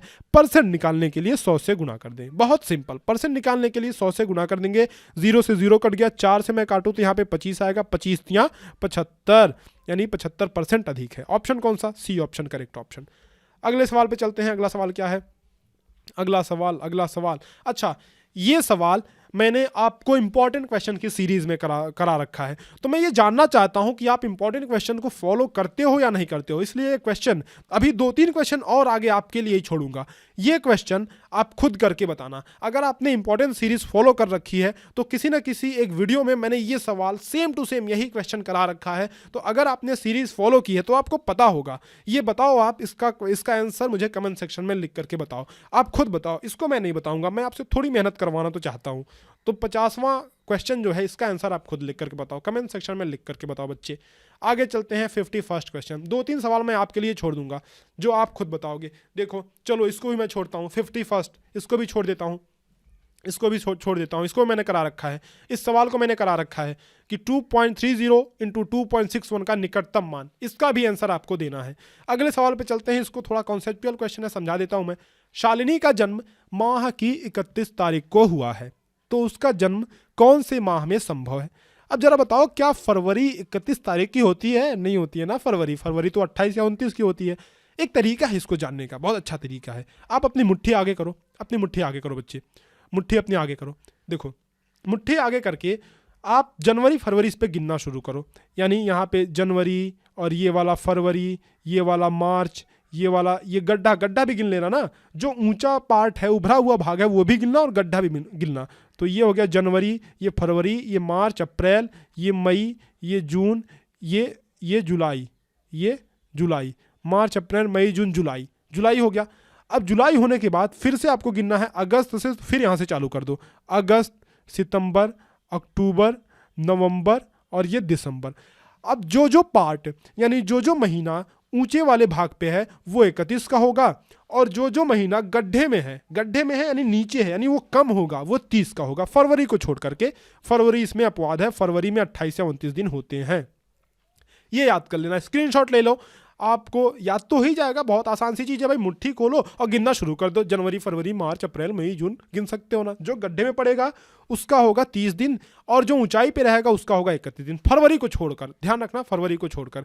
तो बताओ, इसमें से 31 तारीख उसी में तो आएगा जो ऊंचाई पे है, तो फरवरी गड्ढे में नहीं होगा। नवंबर कहाँ है देखो, तो नवंबर भी यहाँ पे गड्ढे में है, देखो यहाँ पे नवंबर, ये गड्ढे के सामने है, इधर, तो ये भी नहीं होगा। सितंबर है क्या? सितंबर ये भी गड्ढे में नहीं होगा भाई, सितंबर भी यहाँ पे गड्ढे के सामने है। जनवरी ऊंचाई पे है, यानी जनवरी जो है ये सही ऑप्शन है। जनवरी में उसका, शालिनी का जन्म जनवरी में संभव है, क्योंकि जनवरी में ही तो 31 तारीख आएगा। देखो, अब पेनड्राइव कोर्सेज मंगा लेना, ध्यान रखना, पेनड्राइव कोर्सेज के लिए आप हमें इन नंबर्स पे कॉल या व्हाट्सएप कर सकते हो। अगले सवाल पे चलते हैं। क्या है, इस सवाल को थोड़े अलग तरीके से मैं बताऊंगा। जो ट्रेडिशनल तरीका है हमारा एलसीएम निकाल करके, उससे नहीं बताऊंगा, मैं आपको समझाऊंगा। आप कहोगे वाह सर जी क्या तरीका बताया आपने, बहुत जल्दी हो गया ये तो। 53 वाले क्वेश्चन को ध्यान से देखना, इसमें से सबसे बड़ी भिन्न आपको निकालनी है ना, सबसे बड़ी भिन्न। तो देखो, ये जो है 8 भाग में से 3 भाग है। भिन्न का मतलब क्या है कि नीचे 8 है, ऊपर 3 है, यानी कि 8 भाग में से ये 3 भाग है। 1 2 3 4 5 6 7 8, तो 8 भाग में से ये 3 भाग है, यानी इतना है। ये कितना है? 5 भाग में से 2 भाग है, 5 भाग, 1 2 3 4 5, तो 5 भाग में से 2 भाग है। ये क्या है, 3 भाग में से 1 भाग है, यानी कि 3 भाग में से 1 भाग है। ये वाला 6 भाग में से 5 भाग है, 6 भाग में से 1 2 3 4 5, यानी 6 भाग में से ये 5 भाग है। यानी ये देखो कितना बड़ा है, सबसे बड़ा तो यही है ना, 6 भाग में से 5 भाग, सबसे ज्यादा तो यही भरा हुआ है। देख रहे हो कितना आसान तरीका है कि सबसे बड़ी भिन्न कौन सी है, यही तो है, 6 भाग में से 5 भाग, यानी 5/6। बहुत आसान था ना। आप इन सवालों को, ऐसे सवालों को चुटकियों में कर सकते हो। बोलो हाँ, आप कमेंट सेक्शन में लिख करके बताओ। अगर आप अपना तरीका लगाते ना, ट्रेडिशनल तरीका, बहुत लंबा हो जाता, बहुत टाइम कंज्यूमिंग हो जाता। तो ऐसे क्वेश्चन आते हैं कि जो आपके स्किल्स चेक करते हैं कि आपको, आपका एनालिटिकल स्किल कितना अच्छा है। ठीक है, तो इस तरह के सवाल की प्रैक्टिस करके जरूर जाना। 2-4 और क्वेश्चन ऐसे प्रैक्टिस कर लेना। आप कमेंट सेक्शन में लिखकर बताओ कि सर मुझे भिन्न वाले क्वेश्चन समझ में आ गए हैं, भिन्न वाला क्वेश्चन मुझे समझ में आ गया है। कमेंट सेक्शन में लिख के बताओ ताकि मैं जानूं कि कितने बच्चे इसको सॉल्व किए हैं। 54th पे आते हैं। 2 ग्राम 4 डेसीग्राम 6 सेंटीग्राम में कुल कितने मिलीग्राम होंगे। याद करो, मैंने अपने इंपॉर्टेंट क्वेश्चन की सीरीज में इस क्वेश्चन को भी कराया हुआ है। और आप याद करो कि मैंने ये चीज़ भी आपको बताई हुई है, ये टेबल मैंने आपको रटवाया हुआ है कि एक राइमिंग याद करवाई थी। राइमिंग याद रखो, milli centi decimetre deca hecto kilometre. बहुत गाने जैसा याद कर लो, कविता जैसे, हर बार काम आएगा, बहुत बार काम आएगा। Milli centi decimetre deca hecto kilometre, तो इसको आप याद कर लो और मुझे बताओ कि आप खुद बताओ इसको कमेंट करके कि इसको मिलीग्राम में बदलने पर कितना इसका आंसर आएगा। क्योंकि मैंने इसको करा रखा है, मैं बार बार नहीं कराऊंगा, आप भी थोड़ी मेहनत किया करो। आगे चलते हैं अगले सवाल पे। 55 वाला क्वेश्चन, इसको मैं कराता हूं आपको। ए किसी कार्य को 12 दिन में पूरा करता है जबकि बी उसी कार्य को 36 दिन में पूरा करता है। क्या है क्वेश्चन, समझो। ए किसी कार्य को 12 दिन में पूरा करता है जबकि बी उसी कार्य को 36 दिन में पूरा करता है। यदि वे दोनों मिलकर कार्य करें तो उनके द्वारा कार्य कितने दिन में समाप्त हो जाएगा। एक बच्चा है ए, एक बच्चा है और एक बच्चा है बी। इसका नाम है ए और इसका नाम है बी, ये छोटे छोटे बच्चे। अब ए किसी कार्य को 12 दिन में पूरा करता है, बी 36 दिन में पूरा करता है। इसका मतलब क्या है, ए बहुत बलवान है, जल्दी जल्दी काम करता है तो ये काम 12 दिन में ही खत्म कर लेता है। और बी बहुत आलसी है, एकदम धीरे धीरे मरियल जैसा काम करता है, बहुत कमजोर है समझो, तो 36 दिन में ये काम पूरा खींचते हुए 36 दिन तक ले जाता है। तो अगर बी ए बलवान है, 12 दिन में काम पूरा कर लेता है, तो ये एक दिन में कितना काम करेगा, यानी इसकी कैपेसिटी कितनी है, एक दिन में ये 1/12 भाग काम कर लेगा। जबकि बी क्या है, धीरे धीरे काम करता है, कमजोर है, तो ये क्या करेगा, पूरे 36 दिन तक काम खींचते हुए ले जाता है। तो एक दिन में कितना काम करेगा, 1/36 भाग। अब हमने एक स्ट्रेटेजी लगाई, हमने कहा कि भाई काम बहुत धीरे धीरे हो रहा है, हमें तो और जल्दी काम चाहिए, तो दोनों को हमने साथ में लगा दिया, बोलो दोनों मिलके काम करो। अब जब दोनों मिलके काम करेंगे तो क्या दोनों का काम जुड़ जाएगा, तो एक दिन में कितना काम होगा, 1/12 प्लस 1/36, 1/12 प्लस 1/36। तो इसको अगर मैं जोड़ूंगा तो 36 नीचे आ जाएगा, 12 तिहाई 36 होता है ना, 12 तिहाई 36, तो 3 ऊपर चला जाएगा, 3 + 1 यानी 4/36। आपको भिन्न का जोड़ घटाना आता है ना, अगर नहीं आता है तो आप कमेंट सेक्शन में लिखो। मैं ऐसे बच्चों के लिए वीडियो लेकर आऊँगा, ज़रूर लेकर आऊँगा, जिससे आपके बेसिक्स क्लियर हो। और आपको बेसिक्स और भी क्लियर करने और अच्छे से क्लियर करने हैं तो आप हमारे पेनड्राइव कोर्सेज तो ले ही सकते हो ना। देखो यहाँ पे बहुत सस्ता कोर्स है, जल्दी जल्दी ले लो, कोई बड़ी बात नहीं है। नवोदय में जाने के बाद आपको 7 साल तक स्टैंडर्ड क्वालिटी की एजुकेशन मिलती है, खाना पीना सब फ्री, आपको रहने की सुविधा मिलती है। एक इतना अच्छा विद्यालय है, हर एक जिले में सबसे टॉप का विद्यालय होता है, वो सबसे टॉप स्कूल होता है। एक बात आप मान के चलो, मेरी बात मानो, नवोदय विद्यालय के बच्चे जो पढ़कर निकलते हैं वहाँ से, नवोदय को जन्म भर अपने याद करते हैं, ज़िंदगी भर की नवोदय में हमने पढ़ाई कर रखी है, ऐसे एजुकेशन मिलती है आपको। चलो, आपको नवोदय विद्यालय कम से कम इसी हिसाब से आपको मोटिवेट रहना है, यही सब बात सोच करके आपको मोटिवेट रहना है कि मुझे नवोदय विद्यालय में जाना ही जाना है, मुझे नवोदय विद्यालय का एंट्रेंस एग्जाम निकालना ही निकालना है। तो बताओ बच्चे कि अगर ये 4/36 हुआ तो क्या मैं 4 9 36 कर सकता हूँ, यानी 1/9। अब एक दिन में अगर दोनों मिलकर के काम करेंगे तो 1/9 काम होगा। तो हमसे पूछा गया है कि कितने दिन में दोनों मिलकर के काम समाप्त कर देंगे, कितने दिन में समाप्त कर देंगे, ये समाप्त कर देंगे। इसी को पलट दो, कुछ नहीं करना, इसी को पलट दो, जो नीचे है ना वही आंसर आपका हो जाएगा, 9/1 यानी 9 दिन में। 9 दिन में ऑप्शन है D option is the correct one, D option सही ऑप्शन है। 5 क्वेश्चन और बचे हैं, जल्दी जल्दी करते हैं 5 क्वेश्चन। 36 किलोमीटर प्रति घंटा को मीटर प्रति सेकेंड में बदलना है। अरे क्या बात है, बहुत आसान क्वेश्चन है। 36 किलोमीटर प्रति घंटे को आपको मीटर प्रति सेकेंड में बदलना है ना, तो आप क्या करो, 5/18 से गुणा कर दो। किससे गुणा करोगे, 5/18 से गुणा कर दो। 36 × 5/18, तो 18 दूनी 36, 2 25 10, 10 मीटर प्रति सेकेंड। आसान सवाल, लल्लू क्वेश्चन। आगे चलते हैं 57th क्वेश्चन। 12 कुर्सियों का मूल्य 1500 है तो 8 कुर्सियों की कीमत ज्ञात कीजिए। बच्चे बताओ, 12 कुर्सी का मूल्य है 1500, तो एक एक नियम का सवाल है, याद करो। एक कुर्सी का मूल्य कितना होगा? 1500 बटे 12, तो कितने कुर्सियों का? 8 कुर्सी का मूल्य कितना होगा? 1500 बटे 12, 8 का गुणा कर देंगे, 8 का गुणा कर देंगे। तो 4 दूनी 8, 4 तिहाई 12, तो यहाँ पे हो जाएगा 3 पच्चे 15 यानी कि 500, 500 दूनी 1000, 1000 हमारा सही आंसर है 1000। एक एक नियम वाले सवाल आपको आते हैं ना। देखो, ये मॉडल पेपर करवाने का मतलब ये है कि आपको मैं एक एक चीज़ बहुत बेसिक से नहीं बताऊंगा, आपको ऐसी चीज़ें बताऊंगा ताकि जल्दी आप करो। क्योंकि मॉडल पेपर जब आप कर रहे हो तो आप ये तय करो कि आपके सारे कॉन्सेप्ट क्लियर है, पहले से बेसिक्स क्लियर हैं। और अगर आपके बेसिक्स क्लियर नहीं है तो आप इस यूट्यूब चैनल को फॉलो कर लो भाई, चैनल को सब्सक्राइब कर लो, ताकि आपके बेसिक्स जो है क्लियर होते चलें। देखो, अगर आप इस चैनल को सब्सक्राइब किए रहोगे, आपके बेसिक्स क्लियर रहेंगे, तो मॉडल पेपर भी करने में आपको मजा आएगा। मैंने देखो, चैनल का लिंक नीचे दिया हुआ है सब्सक्राइब करने का, सब्सक्राइब वहाँ से भी कर सकते हो। रेड घंटी एक दिखेगी नीचे आपको, रेड कलर का बटन होगा, वहाँ से आप सब्सक्राइब कर सकते हो। देखो कुछ इस तरह का, अरे खैर छोड़ो, जाने दो। अब चैनल को सब्सक्राइब कर लेना, आपको रेगुलर वीडियो मिलते रहेंगे। आगे चलते हैं अगले सवाल पे। इतने सारे क्वेश्चन देखो हमने कर लिए हैं, ठीक है। 59th question. 59th क्वेश्चन क्या कहता है कि चार्जर को 1 मिनट 58 छूट गया क्या? अच्छा, अरे भाई छोड़ के मत जाओ गुरुजी, कुछ तो कराते चलो। 58th का क्वेश्चन क्या कहता है कि संख्या 38769, क्या है? संख्या 38769 में सबसे अधिक स्थानीय मान किसका है? तो सबसे अधिक स्थानीय मान उसका होता है जो सबसे बाएं तरफ होता है। 3 का सबसे आसान क्वेश्चन, छोटी सी ट्रिक है, जो सबसे बाएं तरफ सबसे लेफ्ट साइड रहेगा उसी का स्थानीय मान सबसे ज्यादा होगा। 3 का, ऑप्शन नंबर सी। चार्जर को 550 पे बेचने पर 10% का लाभ होता है, तो चार्जर का क्रय मूल्य बताइए। अब देखो, ऐसे क्वेश्चन को सबसे पहले तुम ऑप्शन से देखा करो, ऑप्शन से देखा करो। ऑप्शन में क्या है कि 600, 520, 500, 440 दिया हुआ है। तो सबसे पहले अगर आप ए ऑप्शन को सेलेक्ट करते हो तो ज़रा देखो, 600 रुपये अगर क्रय मूल्य है, अगर वो 600 रुपये में खरीद करके 500, 550 में बेचेगा तो उसको तो हानि हो जाएगी, नुकसान हो जाएगा। लेकिन क्या कह रहा है कि 10% का लाभ हुआ है। इसका मतलब ये हुआ कि उसने खरीदा तो 550 से कम में ही है। अब 550 से कम कौन कौन से है? 500 में देखो, अगर वो 500 में खरीदेगा और इस पे 10% का लाभ मिलेगा, 500 का 10% कितना होता है मेरे बच्चे बताओ? 500 का 10% निकालोगे तो एक जीरो को काट दोगे तो 50 आएगा। तो 10% का लाभ 50 आएगा और 500 में खरीदा, दोनों को जोड़ने पर 550 तो विक्रय मूल्य होगा ना। देखो 550 विक्रय मूल्य होगा और वही दिया भी हुआ है कि 550 में उसने बेचा था। तो ऑप्शन कौन सा? बी ऑप्शन सही ऑप्शन है। इसको देखो, इसको ऑप्शन से हमने सेलेक्ट करके कर लिया, लेकिन इसको करने का प्रॉपर तरीका भी है, मैं बताऊंगा आपको किसी और वीडियो में। आगे चलते हैं, अगले सवाल पे चलते हैं। लास्ट क्वेश्चन, ये मैथ्स का लास्ट क्वेश्चन है। इसके बाद हम पैसेजेस करेंगे, हिंदी वाले क्वेश्चन करेंगे। हिंदी वाले क्वेश्चन इसके बाद हम करेंगे। 1200 में किस संख्या को जोड़ा जाए कि प्राप्त संख्या एक पूर्ण वर्ग बन जाए? 1200 में किस संख्या को जोड़ा जाए कि प्राप्त संख्या एक पूर्ण वर्ग बन जाए? 1200 में एक संख्या हमें ऐसी जोड़नी है कि जो संख्या हमें मिले वो पूर्ण वर्ग बन जाए। देखो, इस क्वेश्चन को कैसे करते हैं? 1200 का हमें वर्गमूल निकालना पड़ेगा। वर्गमूल निकालने यानी स्क्वायर रूट निकालने का तरीका आपको आता है, ये वाला तरीका भाग विधि। नहीं आता है तो कमेंट सेक्शन में लिखकर बताओ, मैं समझाता हूँ।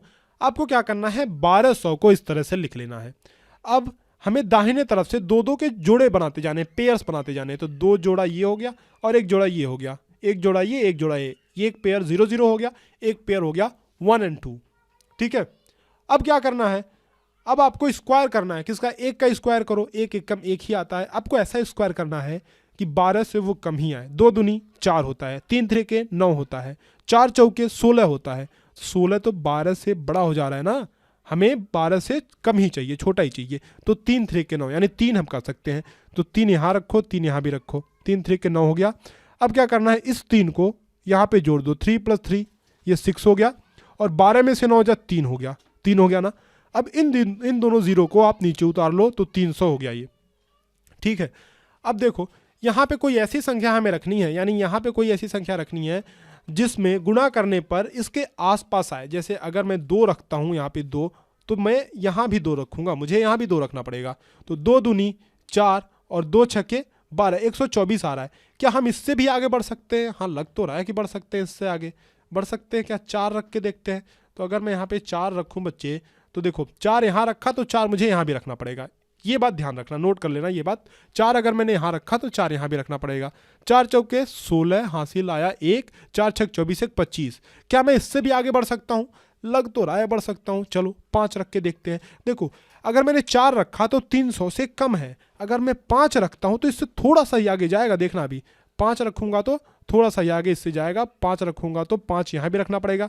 5 पचे 25, अरे यहाँ पे 300 था क्या? हाँ 5 पचे 25 हासिल आया 2, 5 6 का 30 2 32, यानी 325। देखो अब ध्यान दो, यहीं से हमारा आंसर आने वाला है। हमने अगर 4 रखा था तो 300 से कम आ रहा था, हमने अगर 5 रखा है तो 300 से ज़्यादा आ रहा है, तो मुझे 5 ही रखना है, 5 ही रखना है। अब इसमें से ये घटाओगे 300 में से 325 तो -25 हमारा आंसर आ गया। -25 यानी अगर -25 क्या दर्शाता है? ध्यान से समझो, बात ज़रा सुनना गौर से। -25 ये दर्शाता है कि अगर हमारे पास 25 और होता, अगर हमारे पास 25 और होता तो ये संख्या जो है पूर्ण वर्ग बन जाती। तो कितना हमें जोड़ना पड़ेगा? 25 जोड़ना पड़ेगा। 25 ही हमारा सही आंसर है, माइनस मत लिखना। माइनस बस ये दर्शा रहा है कि अगर हमारे पास 25 और होता, यानी 25 हम कर्जे में हैं समझो, 25 और अगर मेरे पास होता तो यहाँ पे 0 आ जाता ना, 325 ऊपर 325 नीचे 0 आ जाता। तो 25 अगर मेरे पास और होता तो ये संख्या पूर्ण वर्ग हो जाती। तो हमारा आंसर है 25। आसान क्वेश्चन है ना, 25, यानी A option is the correct one. इस तरह से हमने 60 क्वेश्चन कंप्लीट कर लिए। 60 क्वेश्चन हमने कंप्लीट कर लिए, यानी कि 75 नंबर के क्वेश्चन हमने कर लिए, 3/4 कर लिए। 75 नंबर के क्वेश्चन, आपको 100 में से 100 नंबर लाने हैं तो आप पैसेजेस को भी जरूर देखना। पैसेज आसान आसान आते हैं, मैं जल्दी जल्दी उनको करवा दूंगा 1.5 घंटे के अंदर अंदर। मैंने आपसे कहा था ना कि 2 घंटे का टाइम होता है, लेकिन 1.5 घंटे के अंदर ही अंदर आपको ये मॉडल पेपर सॉल्व करवा दूंगा। और आपको भी इसी तरह से प्रैक्टिस करनी है, इतनी प्रैक्टिस करनी है कि आप 1.5 घंटे के अंदर अंदर किसी भी हाल में सॉल्व कर लो। कोई भी मॉडल पेपर आपको मिल जाए आप सॉल्व कर ही लो नवोदय विद्यालय का, ताकि आपका एंट्रेंस एग्जाम क्लियर हो सके। आगे चलते हैं, अगले सवाल पे चलते हैं, पैसेजेस पे आगे बढ़ते हैं। पैसेजेस, इसके बाद पैसेज पढ़ते हैं। फिर से मैं आपको रिमाइंड करा दूं कि हमारे पेनड्राइव कोर्सेज लेना मत भूलना। अगर आप नवोदय की बेहतरीन तैयारी चाहते हो तो 7897293790 या फिर 62603888 ये स्क्रीनशॉट लेकर रख लो। कभी भी आप कॉल या व्हाट्सएप कर सकते हो 6260388361 पर। और हाँ, अगर आपको और अच्छी वीडियोस चाहिए, और भी इस सीरीज़ के और भी वीडियोस चाहिए, या फिर इंपॉर्टेंट क्वेश्चन वाले सीरीज़ के वीडियोस चाहिए, नवोदय विद्यालय से रिलेटेड वीडियोस चाहिए, कोई भी इन्फॉर्मेशनल वीडियो चाहिए, तो आप इस चैनल को सब्सक्राइब करके इस तरह की घंटे का एक आइकन होगा, दबा करके ऑल पे क्लिक करना। ऑल पे क्लिक करने से क्या होगा कि जो भी वीडियो मैं अपलोड करूंगा उन सभी वीडियोस का नोटिफिकेशन आपके पास जाएगा और आपसे एक भी वीडियो मिस नहीं होगा। तो ऑल पे ज़रूर क्लिक कर लेना। आगे बढ़ते हैं, पैसेजेस वाले क्वेश्चन करते हैं। भाषा परीक्षण, यानी ये लैंग्वेज वाले क्वेश्चन है। इसमें क्या है ना, 4 अनुच्छेद आते हैं, 4 अनुच्छेद यानी 4 गद्यांश आते हैं, जिनको पढ़ करके आपको उत्तर देना होता है। तो पहला अनुच्छेद पढ़ते हैं। देखो पहला अनुच्छेद, और हर एक अनुच्छेद में 5-5 क्वेश्चंस होंगे। पहला अनुच्छेद, रतनपुर गांव में एक लड़का रहता था। उस लड़के का नाम रामू था। उसके घर के पास एक बरगद का पेड़ था। उस पेड़ पर एक बंदर रहता था। वह बहुत नटखट था। रामू दिन भर उसके साथ खेलता रहता था। रामू से प्यार से मिंकू बुलाता था, और रामू की माँ बंदर को खाने के लिए केले और रोटियां देती थी। एक बार रामू अपनी माँ के साथ अपने मामा के घर गया। वहां पहुंचकर रामू ने बड़ी विचित्र घटना देखी कि मिंकू बंदर कहाँ, उसके पीछे पीछे मामा के घर पहुंच गया था। उसको देखकर रामू और उसकी माँ बहुत खुश हुए और उसे खाने के लिए बहुत सारे केले और मिठाइयाँ दी। क्वेश्चन देखो, क्वेश्चन बहुत आसान आसान आते हैं। मैं आपसे बार बार कहता हूं कि जो पैसेजेस वाले क्वेश्चन होते हैं, पैसेजेस वाला जो सेक्शन होता है, वो समझ लो मार्क्स गेनिंग क्वेश्चन होते हैं। उनसे आप काफ़ी ज़्यादा नंबर इकट्ठा कर सकते हो, बहुत आसान होते हैं। लड़का बंदर को क्या कहकर बुलाता था? देखो आप खुद देखो कितने आसान क्वेश्चन है। लड़का बंदर को क्या कहकर बुलाता था? मिंकू कह के बुलाता था। कहाँ लिखा हुआ है बताओ तो? मिंकू मिंकू मिंकू मिंकू कहाँ है भाई, कहाँ है? देखो प्यार से मिंकू बुलाता था, ये रहा। बहुत आसान क्वेश्चन। ऑप्शन कौन सा? B option. अगले सवाल पे चलते हैं। अगला सवाल क्या है? रामू अपनी माँ के साथ किसके घर गया? किसके घर गया? देखो यहाँ पे रामू अपनी माँ के साथ मामा के घर गया, अपने मामा के घर गया। तो ऑप्शन कौन सा है? A option. A option he correct option है, मामा के घर गया। रामू के घर के पास कौन सा पेड़ था? रामू के घर के पास कौन सा पेड़ था? बरगद का पेड़ था। देखो यहाँ लिखा हुआ है रामू के घर के पास बरगद का पेड़ था। तो ऑप्शन कौन सा सही है? Option number B. रामू की माँ बंदर को खाने के लिए क्या देती थी? केले और रोटियां। केले और रोटियां, कहाँ लिखा हुआ है यहाँ पे देखो, केले और रोटियां, केले और रोटियां देती थी। देखो यहाँ पे आगे चलते हैं। मामा के घर में सामान्यतः आपको निम्न में से कौन देखने को मिलेगा? नाना नानी, दादा दादी। दादा दादी तो आपके घर होते हैं, मामा के घर थोड़ी ना होते हैं। चाचा चाची और इनमें से कोई नहीं, चाचा चाची भी आपके घर होते हैं। नाना नानी वहाँ पे होते हैं आपके मामा के घर, नाना और नानी, यानी कि ए ऑप्शन सही है। देखो ये आंसर जो है ये पैसेज में तो नहीं है, लेकिन बहुत साधारण सा क्वेश्चन है, बहुत एक लॉजिकल क्वेश्चन है कि मामा के घर कौन मिलेगा आपको? चाचा चाची थोड़ी ना मिलेंगे, दादा दादी भी नहीं मिलेंगे। अब गए हों अलग बात है, मेहमानी करने गए हों अलग बात है, लेकिन हमेशा कौन रहता है वहाँ पे? नाना नानी। तो ए ऑप्शन ही सही ऑप्शन है। So next move to the second passage. Second passage अनुच्छेद नंबर 2। अनुच्छेद नंबर 2 पे चलते हैं, पढ़ते हैं इसको। मुगल सम्राटों में अकबर सबसे अधिक महान शासक था। कौन था? अकबर सबसे अधिक महान शासक था। अकबर का पूरा नाम जलालुद्दीन मोहम्मद अकबर था। उसका जन्म 15 अक्टूबर 1542 को अमरकोट के किले में हुआ था। अकबर की माता का नाम हमीदा बानो बेगम तथा पिता का नाम हुमायूं था। जब हुमायूं का देहांत हुआ तब अकबर राजधानी दिल्ली में नहीं थे। परिस्थितियों की गंभीरता को देखकर बैरम खान ने शोक सभा के पश्चात 13 वर्ष की अवस्था में 14 फरवरी सन 1956 को उनका राज्याभिषेक कर उन्हें मुगल सम्राट घोषित कर दिया। साम्राज्य में विद्रोह की संभावना को देखते हुए हुमायूं की मृत्यु की खबर को 17 दिनों तक गुप्त रखा गया। बैरम खां को वकीले सल्तनत यानी प्रधानमंत्री बनाया गया। शूरता और साहस में अकबर की तुलना यूनान के सिकंदर महान, फ्रांस के नेपोलियन बोनापार्ट से तो महत्वाकांक्षा में चंद्रगुप्त मौर्य और शासन सुधार व जन कल्याण में सम्राट अशोक की तरह तो राजनीति में स्पेन के फिलिप द्वितीय से की जा सकती है। चलो, आपने अनुच्छेद पढ़ लिया, क्वेश्चन पे आते हैं। अकबर कितनी वर्ष की आयु में मुगल सम्राट बने? अकबर कितनी वर्ष की आयु में मुगल सम्राट बने? कहाँ दिया हुआ है? देखो यहाँ पे 13 वर्ष की आयु में मुगल सम्राट बने। B option is the correct one. वकीले सल्तनत शब्द का क्या अर्थ होता है? देखो यहाँ ब्रैकेट में दिया हुआ है, वकीले सल्तनत मतलब प्रधानमंत्री। वकीले सल्तनत मतलब प्रधानमंत्री उन्हें बनाया गया। किसको? बैरम खां को। तो ऑप्शन नंबर ए सही है। नेक्स्ट क्वेश्चन 68 क्वेश्चन क्या कहता है? मुगल सम्राटों में सबसे अधिक महान शासक कौन था? देखो पैसेज तो यही कहता है कि सबसे अधिक महान शासक कौन था मुगल सम्राटों में? अकबर। अकबर की बात हो रही है, पूरे पैसेज में अकबर की बात हो रही है, तो पैसेज में ये लिखा गया है कि सबसे ज्यादा महान शासक जो था, सबसे अधिक, अकबर था। Option number B option is the correct one. आगे चलते हैं। हुमायूं अकबर के कौन थे? हुमायूं अकबर के कौन थे? यहाँ पे लिखा हुआ है, कहाँ लिखा हुआ है? अकबर की माता का नाम हमीदा बानो बेगम तथा पिता का नाम क्या था? हुमायूं था। यानी अकबर के पिता थे। हुमायूं कौन थे? अकबर के पिता। Option number C option is the correct one. Humayun Akbar के, एक मिनट, ये क्वेश्चन रिपीट हो गया क्या? अच्छा, चलो ठीक है, मैं इसको सुधार लेता हूँ। एक और क्वेश्चन इसमें आना था लेकिन ये गलती से रिपीट हो गया। अच्छा, इसमें क्वेश्चन क्या था? इसमें क्वेश्चन ये था कि अकबर की तुलना, मैं क्वेश्चन को सुधार देता हूँ, मैं बता देता हूँ आपको क्वेश्चन क्या है, कि अकबर की तुलना महत्वाकांक्षा में किससे की जा सकती है? क्वेश्चन ये है कि अकबर की तुलना महत्वाकांक्षा में किससे की जा सकती है। यहाँ पे ये क्वेश्चन, आप इस क्वेश्चन को काट करके ये जो मैं क्वेश्चन बोल रहा हूँ वो लिख लेना कि अकबर की तुलना महत्वाकांक्षा में किससे की जा सकती है। पूरा क्वेश्चन लिख लेना, मैंने बोल दिया, लिखने की जरूरत तो है नहीं। अकबर की तुलना महत्वाकांक्षा में किससे की जा सकती है? तो आप आंसर देख लो, महत्वाकांक्षा में चंद्रगुप्त मौर्य से की जा सकती है अकबर की तुलना। ऑप्शन कौन सा? सी ऑप्शन ही सही ऑप्शन होगा, सी ऑप्शन। नेक्स्ट क्वेश्चन अनुच्छेद नंबर 3। ये देखो सेकेंड लास्ट अनुच्छेद है, सेकेंड लास्ट पैसेज है। 2 पैसेज बचे हैं, जल्दी जल्दी निपटा लेते हैं, उसके बाद ये मॉडल पेपर खत्म। अनुच्छेद 3। गुंजन पक्षी हमिंग बर्ड सबसे छोटे पक्षियों का एक समुदाय है। इनमें से सबसे छोटे पक्षी की माप लगभग 5 सेंटीमीटर और भार 2.5 ग्राम से कम होता है। हमिंग बर्ड दुनिया का एकमात्र ऐसा पक्षी है जो पीछे की तरफ उड़ सकती है।